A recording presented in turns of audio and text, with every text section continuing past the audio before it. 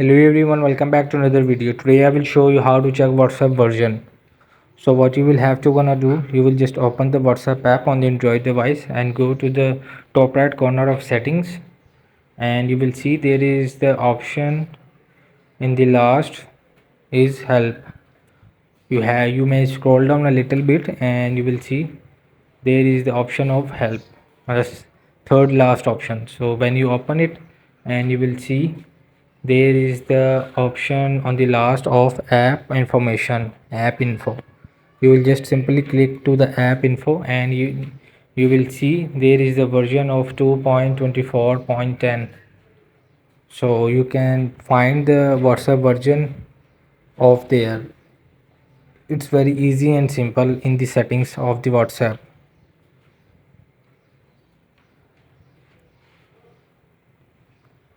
Hope this video help you. Please don't forget to like and subscribe and get notified for more videos.